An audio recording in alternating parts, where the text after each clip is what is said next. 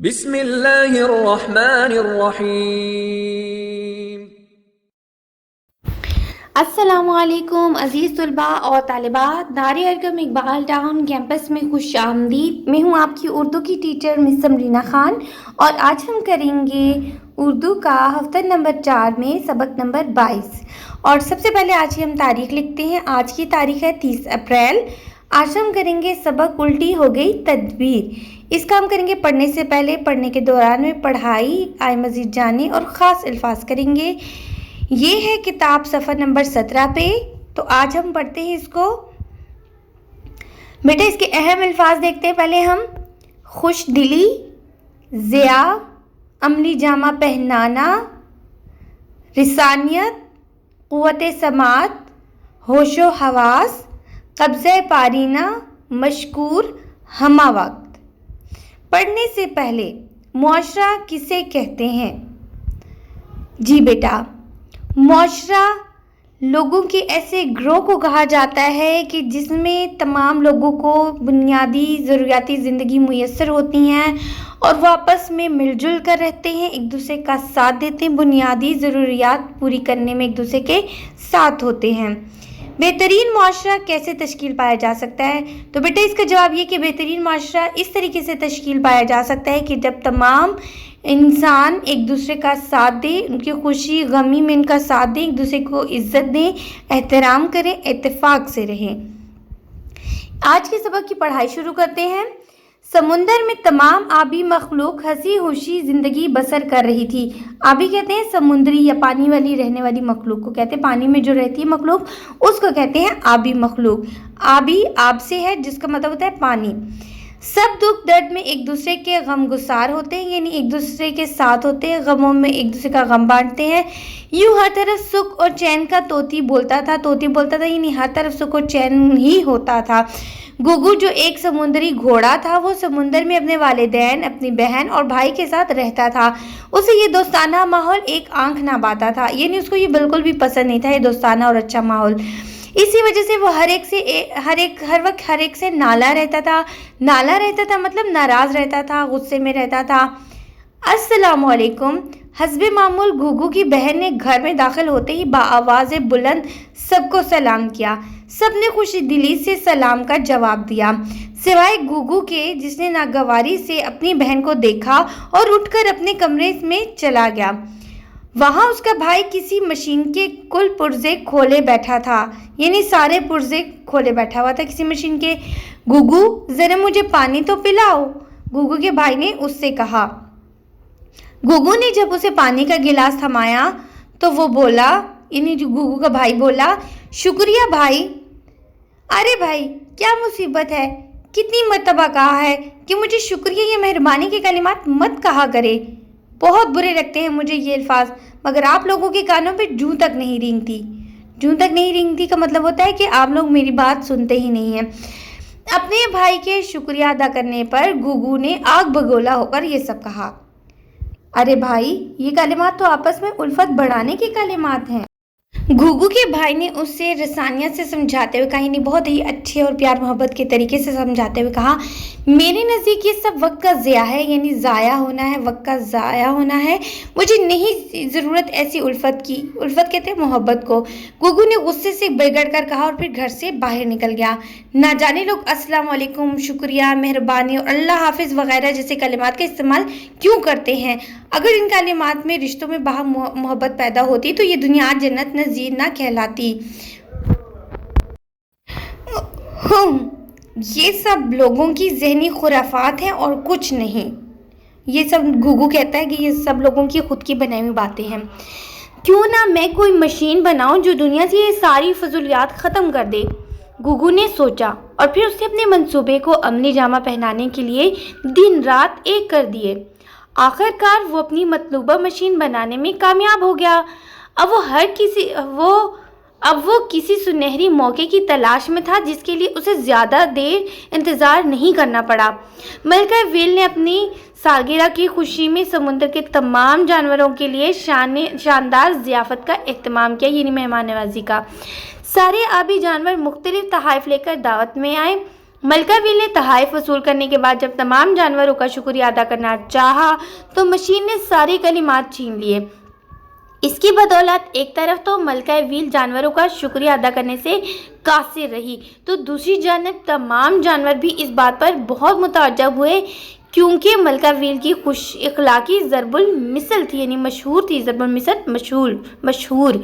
دعوت کے اختتام پر جب تمام سمندری جانور ملکہ ویل کا شکریہ ادا کرنے اور گھر جانے کی اجازت طلب کرنے آئے تو مشین نے ان کے بھی سارے کلمات چھین لیے۔ بیچارے جانور شکریہ اور اللہ حافظ جیسے کلمات کہے بغیر ہی شرمسار ہو کر اپنے اپنے گھروں کو لوٹ گئے۔ اس کے بعد تو سمندر کی فضا عجیب سی ہو گئی۔ تمام آبی جانور یا تو ہر وقت غصے سے بھرے رہتے یا پھر باہم لڑتے جھگڑتے رہتے تھے۔ کوئی کسی کا چہرہ دیکھنے کا روادار نہیں تھا، یعنی دیکھنا ہی نہیں چاہتا تھا۔ باہمی الفت، عزت و احترام وغیرہ سب جیسے ایک قصہ پارینہ بن کر رہ گئے تھے، یعنی کوئی کہانی بن کر رہ گئے تھے۔ یہ سب دیکھ کر گگو بے حد خوش تھا کیونکہ اس کی دیرینہ خواہش پوری ہوگی۔ دیرینہ کہتے ہیں پرانی، دیرینہ خواہش کا مطلب ہوگا پرانی خواہش اس کی پوری ہو گئی۔ گوگو کی بہن جو ایک حادثے میں اپنی قوت سماعت سے محروم ہو گئی تھی، وہ گوگو کو بے پناہ خوش دیکھ کر بہت حیران تھی کیونکہ وہ نہ تو پہلے کبھی بات بات پر یوں مسکراتا تھا اور نہ ہی اتنا خوش ہوتا تھا۔ آخر ماجرا کیا ہے، اس نے سوچا، اور پھر ایک دن وہ اپنے بھائی کے پیچھے اسے چھپ کر لیبارٹری میں پہنچی۔ وہاں جا کر اس نے مشین کا راز جان لیا۔ وہ اپنے بھائی کی اس حرکت پر سخت کبیدہ خاطر ہوئی، یعنی بہت اس کو برا محسوس ہوا، تو وہ موقع کی طاق میں رہی، یعنی موقع کی تلاش میں رہی۔ آخر کار ایک دن جب گوگو کسی اہم کام کے سلسلے میں اپنے گھر اور علاقے سے دور گیا تو وہ جلدی سے اس کی لیبارٹری میں گھس گئی اور اس نے مشین کا بٹن دبا دیا۔ بٹن دباتے ہی مشین نے وہ تمام کلمات آزاد کرنا شروع کر دیے جو اس نے دنیا سے چھین لیے تھے۔ یہ سب دیکھ کر گوگو کی بہن کی خوشی کی انتہا نہ رہی۔ ارے یہ کیسے ممکن ہے؟ گوگو جو راستے میں ادھر ادھر سمندری جانوروں کو آپس میں لڑتا جھگڑتا اور برا بھلا کہتے ہوئے دیکھ رہا تھا، اچانک کچھ جانوروں کو ایک دوسرے سے گلے ملتے اور انہیں السلام علیکم کہتے دیکھ کر شدید حیران ہو کر بولا۔ وہ پھر واپس اپنی لیبارٹری کی طرف بھاگا۔ راستے میں اچانک اس پر ایک شارک حملہ آور ہو گئی۔ وہ بمشکل اپنی جان بچانے میں کامیاب ہوا، مگر اس حملے میں وہ اتنی بری طرح سے زخمی ہو گیا تھا کہ تھوڑی دور جا کر ہی وہ اپنے ہوش و حواس کھو کر گر پڑا۔ جب وہ ہوش کی دنیا میں واپس آیا تو اس نے خود کو ہسپتال میں پٹیوں میں جکڑا ہوا پایا۔ اس نے قریب ہی اپنے والدین کو کھڑے دیکھا جو کچھ جانوروں کا شکریہ ادا کر رہے تھے۔ ان جانوروں نے نہ صرف گوگو کو بر وقت ہسپتال پہنچایا تھا بلکہ اسے خون دے کر اس کی جان بھی بچائی تھی۔ یہ سب دیکھ کر گوگو کی آنکھوں میں آنسو آ گئے۔ وہ اپنے کیے پر بہت پشیمان تھا۔ اس کی بہن جو اس کے بستر کے پاس ہی بیٹھی تھی اسے یوں روتے ہوئے اور نادم دیکھ کر کہنے لگی، بھائی، ہماری تخلیق کا مقصد باہم لڑائی جھگڑا کرنا، ہر وقت ایک دوسرے کو ذکر پہنچانے کی تگ و دو میں لگے رہنا، تمام اخلاقیات کو بالائے طاق رکھ دینا نہیں بلکہ باہم پیار و محبت کو فروغ دینا، ایک دوسرے کی مدد کرنے کے لیے ہم وقت تیار رہنا اور ہر وہ چھوٹے سے چھوٹا اور بڑے سے بڑا کام سر انجام دینا جس سے ہمارا معاشرہ زمین پر جنت کا نمونہ پیش کرے۔ آج اگر آپ زندہ ہیں تو یہ انہی لوگوں کی کوششوں کا ثمر ہے جن کے درمیان نفرت پیدا کرنے کے لیے آپ نے کوئی کسر اٹھا نہ رکھی۔ اب ان سب کا شکریہ ادا کرنا تو بنتا ہے نا۔ گوگو نے تائید میں سر ہلایا اور پھر سب کی جانب دیکھتے ہوئے بھیگی ہوئی روحانی آواز میں بولا، میں اپنے کیے پر آپ سب سے معافی کا طلبگار ہوں۔ آپ لوگوں نے جس طرح سے میری مدد کی اس کے لیے میں آپ سب کا بے حد سب نے اعلیٰ ظرفی کا مظاہرہ کرتے ہوئے کھلے دل سے گوگو کو معاف کر دیا اور یوں سمندر میں زندگی پھر سے پہلے کی طرح رواں دواں ہو گئی۔ پڑھنے کے دوران میں اس کہانی سے ہمیں کیا سبق ملتا ہے؟ بیٹا اس کہانی سے ہمیں یہ سبق ملتا ہے کہ ہمیں آپس میں مل جل کر رہنا چاہیے، ایک دوسرے کی مدد کرنی چاہیے اور ہر وہ کام چھوٹا ہو یا بڑا ہو کرنا چاہیے جس سے ہمارا معاشرہ جنت کا نمونہ پیش کرے۔ اچھا، پھر ہے جوجو نے اپنے بھائی کو گوگو سے کیا کہا؟ انہوں نے یہی کہا تھا کہ انہوں نے یہی کہا تھا کہ شکریہ السلام علیکم کلمات سے آپس میں پیار محبت بڑھتی ہے۔ آئیں مزید جانیں، قرآن مجید میں ارشاد ہے، اس نے موت اور زندگی کو پیدا کیا تاکہ تمہیں آزما سکے کہ تم میں سے کون بہتر کام کرنے والا ہے۔ اس کے بعد ہم دیکھیں گے اگلا صفحہ، اس میں خاص الفاظ معنی ہیں۔ ضیاء کہتے ہیں نقصان، ضائع ہونا۔ قوت سماعت کہتے ہیں سننے کی قوت یا حس۔ خرافات کہتے ہیں بیکار چیز کو یا خرابی کو۔ قصہ پارینہ یعنی بھولی بسری بات۔ روادارانہ ہونا، خواہاں نہ ہونا یا تعلق نہ رکھنا۔ آگ بگولا ہونا یا اگ بگولا ہونا، غصے میں آنا۔ ہمہ وقت کا مطلب ہوتا ہے ہر وقت۔ دیرینہ کا مطلب ہوتا ہے پرانی۔